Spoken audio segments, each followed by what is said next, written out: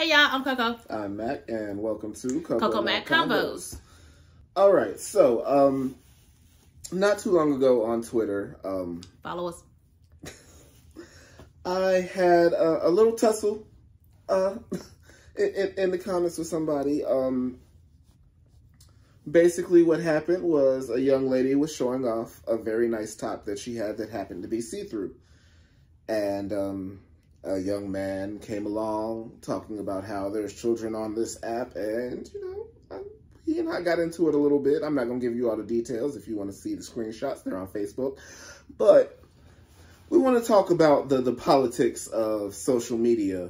And children. Yeah. So, getting into that. So, for starters, I feel like the question needs to be asked, at what point does protecting the children take a backseat to adults having a safe space? I agree. In my opinion, Twitter has never been for kids. Absolutely not. Like, if you want to say Facebook, maybe. Facebook has rules and restrictions in place. Very much so. To protect the eyes of children. Very much so. Twitter does not. No, at all. TikTok, absolutely. You can have age restrictions on there. YouTube, absolutely. There's age restrictions. Even Snapchat. But Twitter is a lawless place. Always has been. Always will be, because when Tumblr fell, Twitter was like, baby, come on over, with no hesitation. So I feel like Twitter should remain an adult safe space to be as lawless as we want to be. I agree with that. My thing and my philosophy is, if a child wanders into a strip club, do the dancers stop performing and the bartender start serving orange juice? Or does security step in and remove the child from the premises? And call CPS, because what you doing? But I agree. Like, life doesn't stop because a child is present. And I know this is kind of coming across like, really? But I mean, really think about it.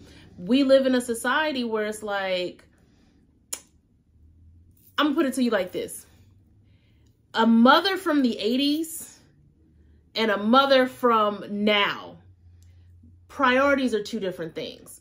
And it's not such a bad thing that mothers, millennial mothers, whatever, we're prioritizing ourselves over our children sometimes. It's healthy. It needs to be done. It should have been done since the beginning of time. Because we're humans first. We're adults. We have adult needs. We have adult thoughts. We need adult spaces. And if we prioritize children for everything, I would lose my mind. I would go absolutely apeshit if I had to prioritize my children for absolutely everything I did. And I feel like it shouldn't be that way for social media. Do you remember those posts that used to go around on Facebook, like, which comes first, your wife, your mom, your daughter, or your sister? Yes. It was so dumb, and I hated them to death, but I also had a philosophy about them. If we are on a plane, I'm piloting the plane, you're my co-pilot, the children are riding in the passenger's cabin. My first priority is always to make sure that if something happens to me, you are prepared to fly this plane. Now, if we reach a point where this plane is going down, those children are getting the first parachutes. Right. So it's not always a matter of who comes first. It's a matter of where you are and what the circumstances are. Exactly. And the circumstances on Twitter are, your kids don't need to be here. At all. Twitter has got to be the most lawless place in the social media universe. Like, everything goes down on Twitter. And it always has been. So I'm kind of I don't understand where this guy is coming from, because it's like, if children are on Twitter, first of all, how old are these children? Because I'm pretty sure my 6-year-old is not going to take the time to read 140 characters. So, like, how old are these children? And then, if you got a 13-year-old on Twitter, baby, let me tell you, Twitter is not your problem. A 13-year-old in 2022, they looking at far other things other than Twitter, let me tell you. So it's just, at some point, there has to be safe spaces for adults to adult. And I feel like the guy was way off base with trying to politic.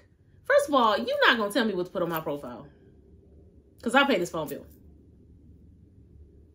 And if you don't want your child, because you're not going to police everybody's child, if you don't want your child to see my content, first of all, you need to be off my profile, because why you here?